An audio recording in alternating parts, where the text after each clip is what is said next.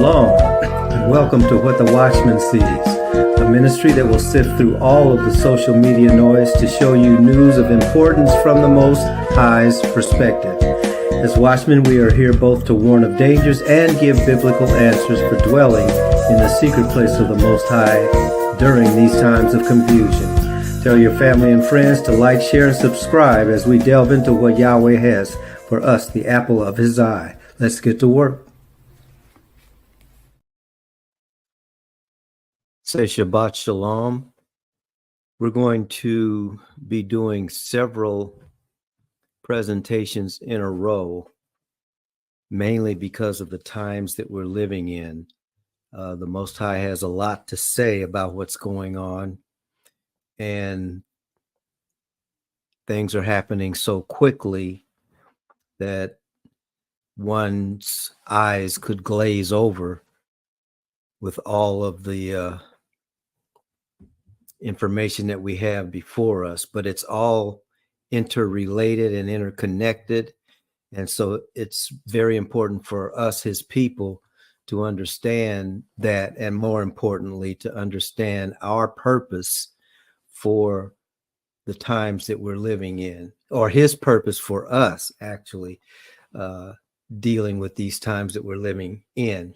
So what we're going to do during this session, since it is the Shabbat, and the Shabbat is always a time of reflection on the Most High's word, we're going to spend some time in the Most High's word, looking at it, and then reflecting on it. So that's how we will spend the time that we have on this session. During the next session, we're going to delve into one of our prior presentations that is relevant to where the world is as we speak. So that's also going to be done within the next day or so. We're going to open our meditation on this thought. As you can see on the screen, it says, know your Elohim, see your enemy. Another way of saying that in English terms is know your God, see your enemy. So much of what we're dealing with during these last days, these latter days, has to do with knowing your enemy.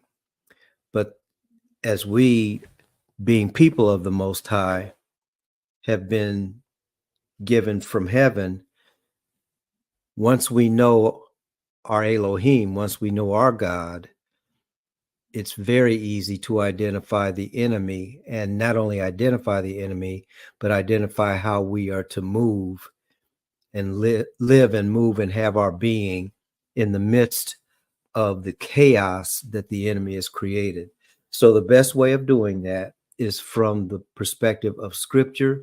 So that's what we're going to be doing. We're going to be looking at biblical passages.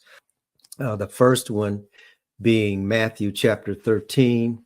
We're going to read several of those verses, as well as Psalm 37, verses 1 through 20. So at this point, I'm going to start with Matthew chapter 13, verse 24. Yahushua put before them another parable. The kingdom of heaven is like a man who sowed good seed in his field. But while everyone was asleep, his enemy came and sowed weeds among the wheat and slipped away. When the wheat sprouted and bore grain, then the weeds also appeared. The owner's servants came to him and said, Sir, didn't you sow good seed in your field? Where then did the weeds come from? An enemy did this, he replied. So the servants asked him, do you want us to go and pull them up? No, he said, if you pull the weeds now, you might uproot the wheat with them. Let both grow together until the harvest. At that time, I will tell the harvesters, first collect the weeds and tie them in bundles to be burned. Then gather the wheat into my barn. And now we're going to jump down to verse 36, where it says, then Yehoshua dismissed the crowds and went into the house. His disciples came to him and said, explain to us the parable of the weeds in the field. This is an appropriate time for us to be reminded that the Messiah spoke in ways to confound the ungodly and to draw the godly. So when he spoke in parables, he already told them earlier in this chapter that some of the parables that he spoke so that those who didn't see wouldn't see, and that those who wanted to see would see. So the disciples were always in the camp of those who wanted to see and those who wanted to hear the explanation of the words of life that Yeshua was giving to the people in the form of these parables. So they're the ones that came to him and said, we don't understand that parable of the weeds in the field. So that's where we pick up in verse 37. It says, he replied, the one who sows the good seed is the Son of Man. So I'm going to stop there for just a second. Who is the Son of Man? He's talking about himself. He's talking about himself as the Son of Man, and the Son of Man is speaking to other human beings. So he's the one that has sowed this good seed. Okay. Then he goes on to say the field is the world, and the good seed represents the sons of the kingdom. So Yeshua's whole purpose was to produce good seed and then sow that good seed into the world. And we see who the son is, we see who what the field is, which is the world, and we see what the seed is, the good seed is. It's the sons or the children of the kingdom. And then he says what the weeds are. The weeds are the sons of the evil one. And the enemy who sows them is the devil, which is the same thing as the evil one. The harvest is the end of the age, and the harvesters are angels. The reason we're looking at these scriptures today is because we are at the end of the age. The good seed has been sown by the Son of Man, and the good seed is in the world, just like the weeds who have been sown by the devil are in the world. And so as we come to the end of the age, this is why this particular parable is so relevant. And he says in verse 40, as the weeds are collected, well, wait a minute, let me go back. Verse 39, and the enemy who sows them is the devil. The harvest is the end of the age. Notice the earth is not going anywhere. The age is ending. Well, what age is that? We can look in other places, but we're talking about the age of the Gentiles. This is the age that the Gentiles are ruling. And all of the things that we see going on in the world today are a product of the age that the Gentiles are ruling. So it says in verse 39, the harvest is the end of the age, and the harvesters are angels. There are angels coming. And when the angels come, they're going to reap the earth. Verse 40, as the weeds are collected and burned in the fire, so will it be at the end of the age. When you're doing a harvest, as a farmer, and it's time for the grain to be gathered in, if there are weeds among the grain, they're all gathered in together, but then they're separated. The weeds are taken and put in a pile and burnt up. The seed that has been sown by the farmer is then taken and gathered so that it can do what it's supposed to do, which is to either be for sale for other people or for the family that has sown those seeds, so that they can be sustained by the nourishment from the seeds.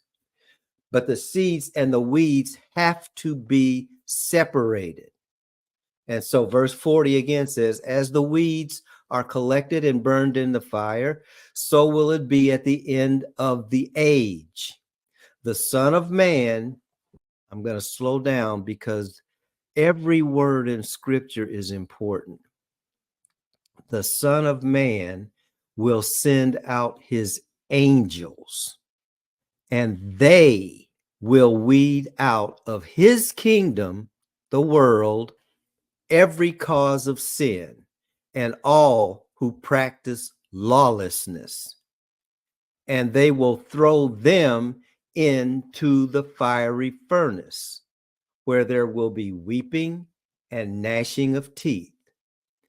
Then the righteous, the seeds of the kingdom, the children of the kingdom, the sons of the kingdom, the righteous will shine like the sun in the kingdom of their Father.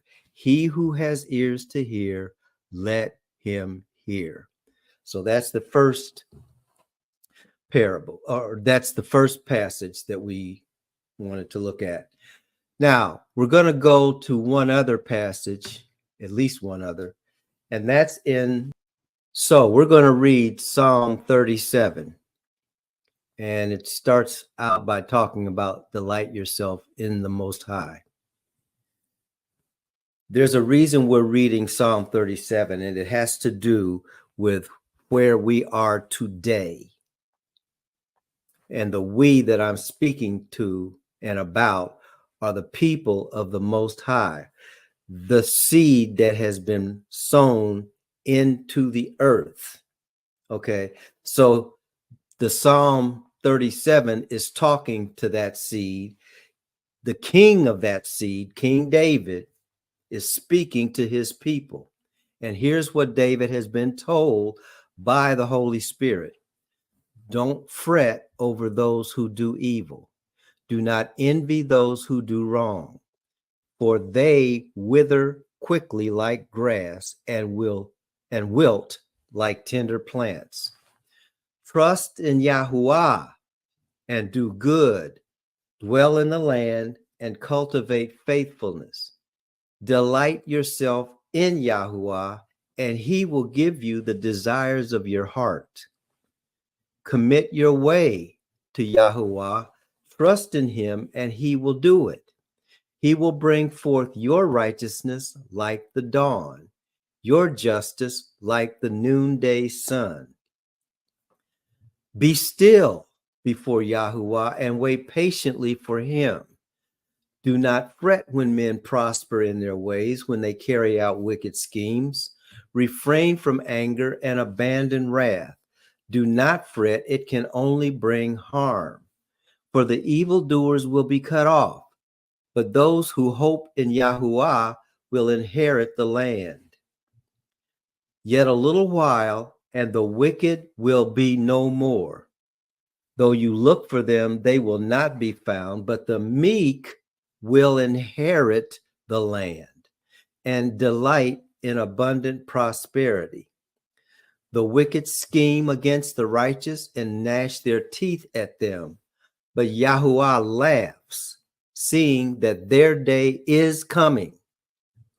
The wicked have drawn the sword and bent the bow to bring down the poor and needy, to slay those whose ways are upright.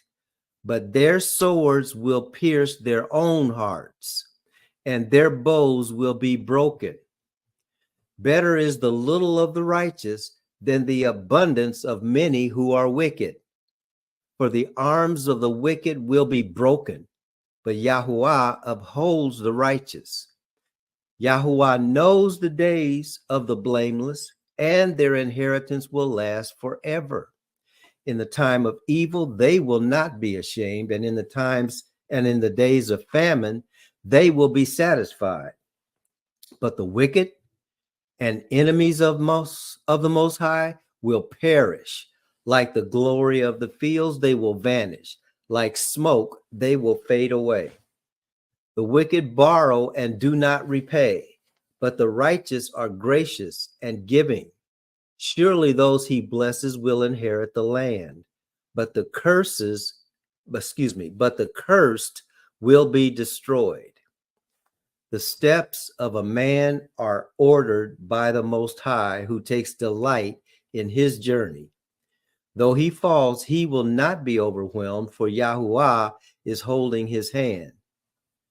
I once was young, and now I'm old, yet never have I seen the righteous abandoned or their children begging for bread.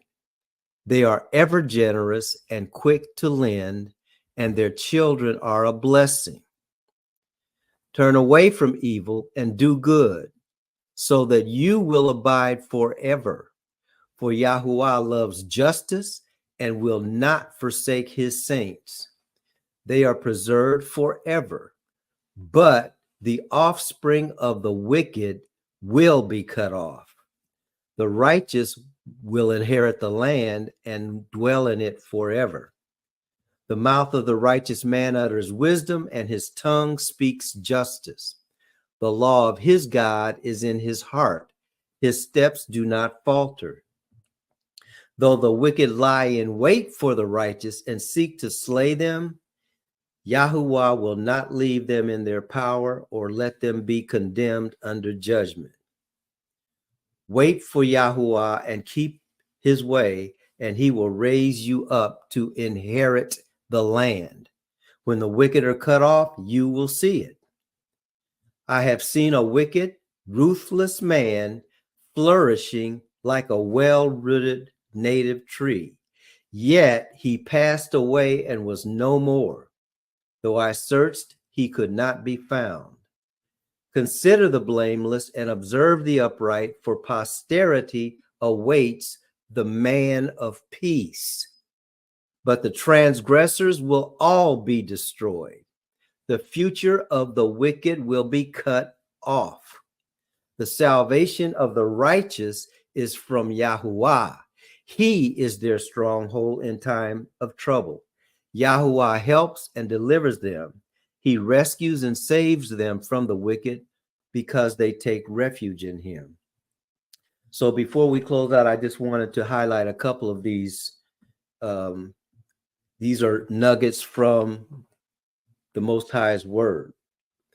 And what he, again, now I need for us to compare what we just read with Matthew, the 13th chapter that we read before, because they're related, okay? The children of the kingdom that the Most High has planted in the earth are still in the earth. We're here. How do we get to be children of the kingdom? You have to be born again. But he has a kingdom, and his kingdom is full of his people. Now, many of his people are the bloodline children of Yasharel. Okay, they're the 12 tribes of Israel, Yasharel. Okay, but many of Yasharel at the very beginning of the book of Acts came into the kingdom just like Yeshua said they would. So when he preached, he was actually preaching to those people because they're the ones that received it. Now, so when the psalmist is talking, he's talking to the children of Yasharel who are already in the kingdom. Okay. And that's us who belong to him.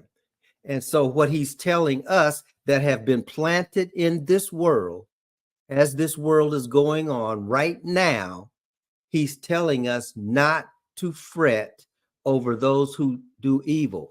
Why would King David be talking about that? This is Psalm 37. Why is he talking about that? Because Yasharel had been planted amongst an evil people. And those evil people had evil ways. So Yasharel, being the apple of the eye of the Most High, has been planted in that world. We have been planted in this evil world. So when we look around us, we're going to be seeing the results of this evil world. Well, what is that? That's why he says, don't envy those who are doing wrong. It looks like they're the winners. People of the Most High, listen to this.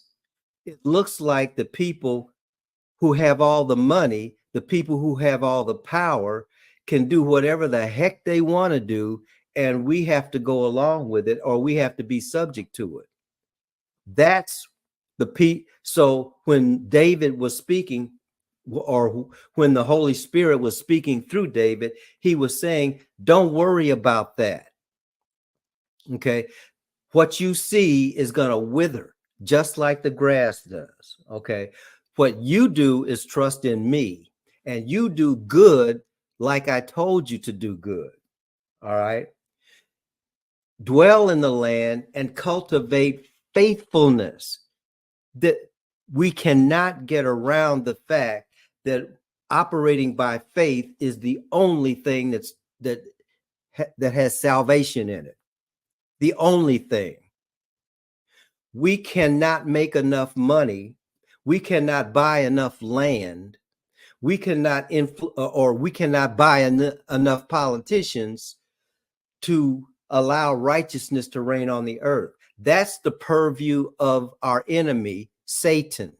That's how Satan operates. So any group of people, small or great, that uses those tactics is that Babylonian system that the Most High's people are being told, come out of that, because I'm getting ready to destroy it. This is the time of the end, just like the parable of the seed talked about.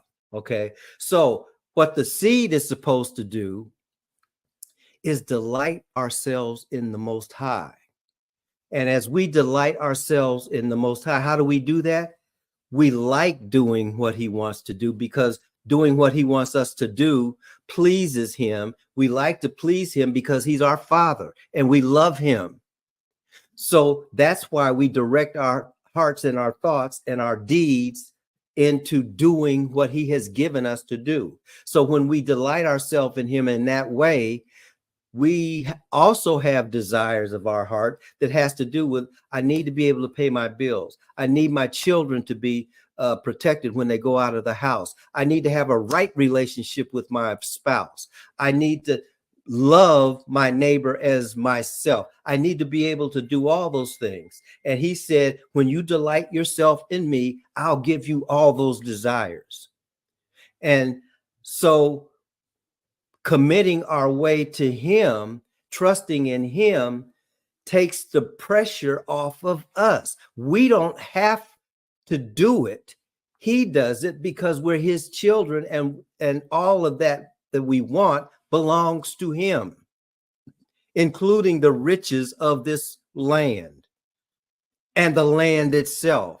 The earth is the Lord's and the fullness thereof. People who are in control of it right now are going to have to give it up because it doesn't belong to them.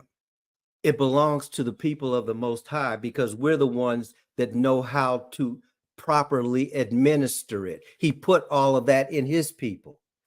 His people don't lord it over other people. The people of Satan lord it over other people. The people of Satan use Bible verses to say this that you have, that was assigned to you, I think I should have it. And according to this Bible verse, I'm going to use this Bible verse to justify me taking it from you by force if I have to, or killing you if I have to, because I want what you have. That's a satanic mind. And Satan's mind is the mind that is ruling in this world right now. And that's why we're told, don't fret over those who do evil. Evil is rampant right now. And the Most High is telling his people, I know all of that. The evil is coming to an end. I'm getting ready to send my angels to deal with evil. So you just do what I tell you to do.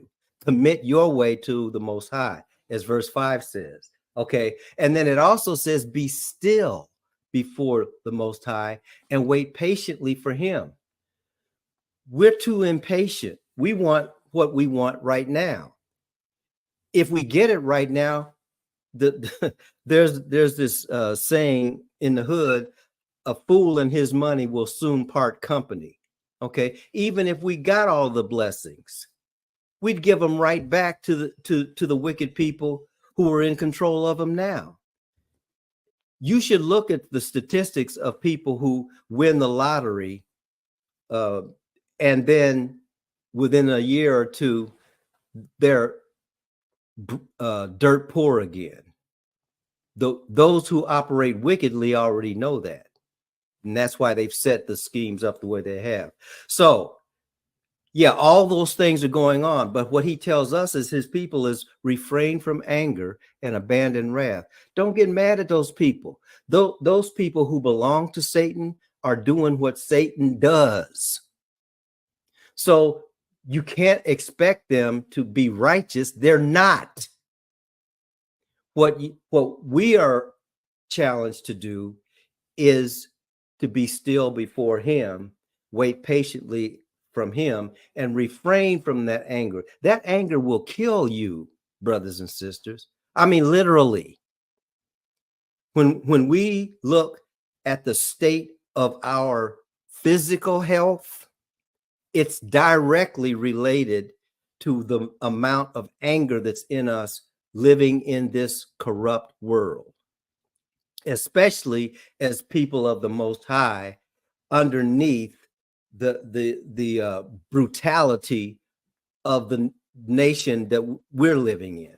But it's going on all across the world, because wherever the Most High's people are right now, we're underneath the oppression of our enemy. Okay, so he's telling us you can actually direct your thinking to refrain from anger and abandon wrath. Look at all the energy that we save when we do that. Okay, because we know the evildoers are going to get theirs. Well, no, I said it and I meant it. The evildoers are going to be cut off. Verse 9. Okay. And when that happens, listen to this, the last part of verse 9. But those who hope in Yahuwah will inherit the land. This does not say we'll get it when we go to heaven. This says the evildoers will be cut off here, and those who hope in the Most High will inherit the land here. That's what's about to happen. The wicked know that. That's why they have us focused on trying to do stuff to get to heaven, because they know as long as we're disconnected from the reality, they can stay here longer. But the Most High's people who know him know that we were created to bloom here on this planet. Okay, so at verse 10 says, yet a little while and the wicked will be no more. I know it's hard for us to understand that, because it looks like they're just everywhere. When you get to the age that I am, whether you want to or not, you come face to face not only with your own mortality, but on the way to mortality, you got to go through the medical system. Nobody wants to, but everybody is going to have to do that. And the medical system is not geared to help people to heal. The medical system is geared to make as much money off of you as it can, deciding what procedure they will pay for and what procedure they won't pay for. These people do nothing but extract money. Okay, I can't speak to other lands. I can talk about this one because we have to live with it every day. And the reason I'm bringing it up is because I was looking online at another person that's around my age who has been dealing with health issues, and they're going through the exact same thing that I just described. I'm black, they're white. The system is indifferent to both of us. And I'm not talking about necessarily the doctors and the nurses, because most of the time that I have had experience with them, they do care. I'm talking about the people who are actually running that system. Yes, there's a lot of anger, and that's why the Most High said to refrain from anger, abandon wrath, but the wrath and the anger is justified in this world because people are not supposed to have to do. Healthcare is not supposed to be a commodity. It's supposed to be a public service. The nation that loves its people should want its people well. We don't live in a nation like that. That wickedness causes people to be angry and to be wrathful. So if you wonder why the environment in this country is the way it is, it's because of things like that. But it's also because those who are in control of it are wicked. They plot and they scheme and they plan and they gnash their teeth at us. They actually hate us. Okay.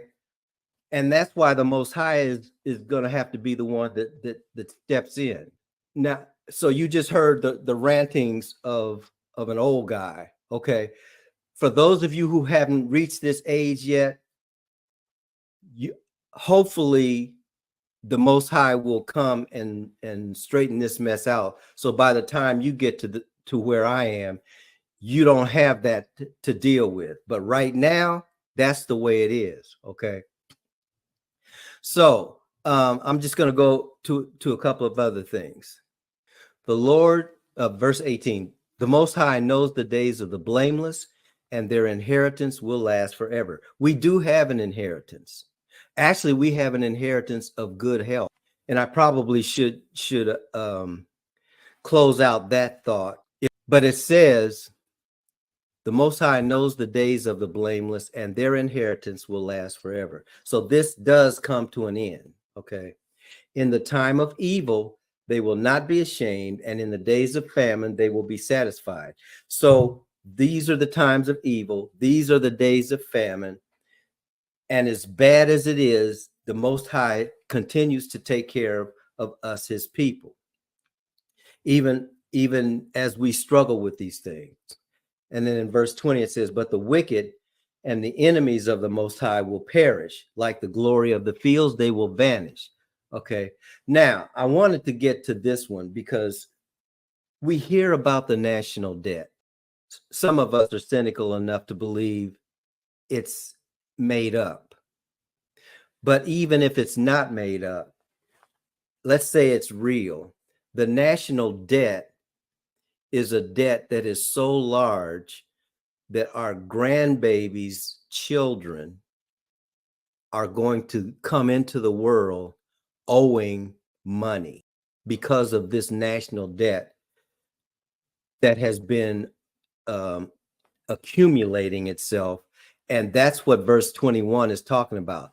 The wicked borrow and do not repay. So while all of that is going on, the righteous are gracious, and we are the ones that are giving. Did you know Those who don't have give more to those who are in need than those who have in abundance. Okay. So that's what it's talking about. The righteous are gracious and giving. Surely those he blesses will inherit the land, but the cursed will be destroyed. So that I want to end with verse 25. One of the things that the Most High wants us who are his children to declare is in verse 25. It says, I once was young and now am old, yet never have I seen the righteous abandoned or their children begging for bread. They are ever generous and quick to lend, and their children are a blessing. So for the Most High's people, this is one of the reasons why we who are his people are telling those who have not made a decision to be his people, the Most High will take care of you. Well, how do I know that? Because he's taken care of me. And he continues to take care of me. And he continues to make sure that my children don't have to be in the streets begging for bread, even though they're struggling, just like everybody else in this land, because this, again, resources are being sucked out of the people who don't have a lot and put it into the coffers of those who have abundance. Ross Perot used to call it a great thucking sound. Okay. That sound is still going on. All right. But even though that's the case, the children of the Most High will always be taken care of. But we're coming into a day and a time when those who have established this settler state society, all of that is getting ready to fall. So we should not try to replicate that evil in our own little worlds. What we should do is direct our hearts and our minds to the center of the will of the Most High. Father, bless you and keep you. Father, make his face to shine upon you and be gracious to you. Father, lift up his countenance upon you and give you